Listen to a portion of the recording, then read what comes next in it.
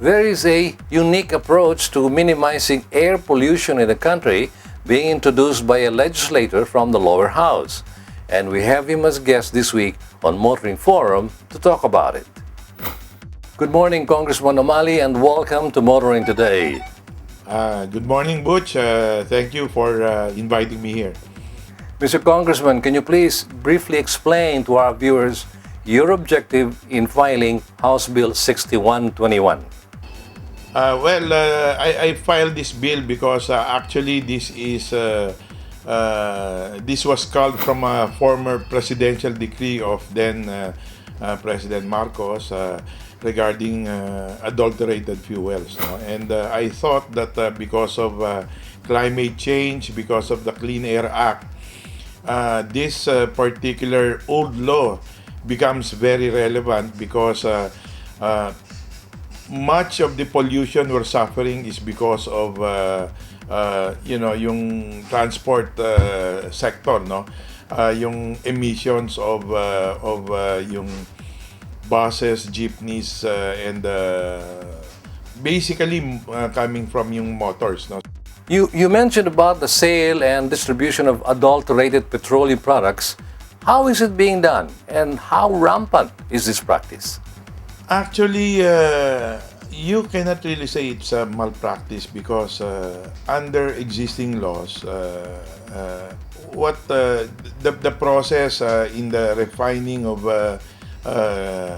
oil, no, allows this situation where yung mga waste of refining gasoline, which yung mga hydrocarbons, this is so technical kanya I would rather sana that ibaba ito sa level which is understandable to laymen, no? So but basically yung hydrocarbons or yung olefins which are waste in the refining of gasoline, dapat yon, waste na yon, and should not be mixed with other fuels. In this bill, what government agency would oversee the implementation of the law? Butch, as you very well know, Department of Energy covers both the power and the oil industry. So definitely this should be DOE. And whoever is in DOE should really look closely into this.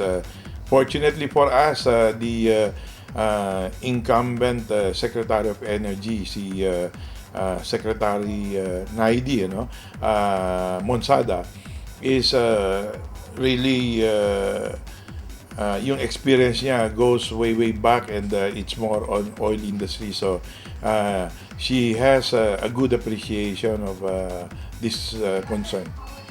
Tell us, does this bill have already a Senate counterpart? And if so, who are authoring it? I have discussed this with some senators, and I do not know if they have already filed it. Hopefully, they will, but let me get back to you on that. I'll just check kung meron na sa kanila kasi again, our trouble in the Senate is at least 10 of them are running for either president, vice president, or for re-election. Kanya they are also in the campaign mode, no? Considering that the group that would be most affected by this bill are the public utility drivers who benefit from these adulterated products' low prices, how do you intend to counter possible protests from this group? Actually, Butch, yung meron akong people's organization, and they come from the transport sector. They call themselves CICAP. It's a consumers advocate group, Clean Air Advocates of the Philippines. Actually, they are supportive of the bill, and I'd like to correct any misimpression that actually what will happen is that we will not probably experience higher prices of diesel or fuels if we move for itong bill na to, no?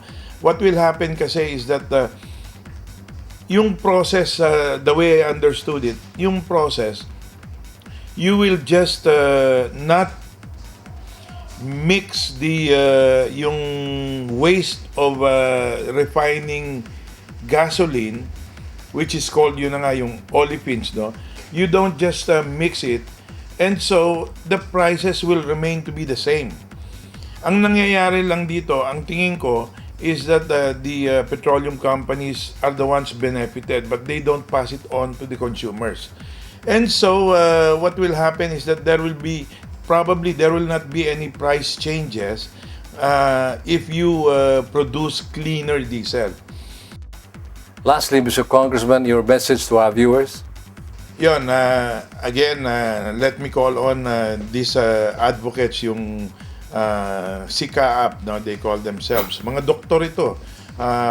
Si Dr. Leo Olarte is the chairman, and kaibigan ko po ito, and all of the Filipinos who are environmental loving, and syempre those people who are concerned about their health. Please support us in passing this bill, because this will definitely be advantageous for the country in terms of addressing climate change concerns, and even clean air, the law itself.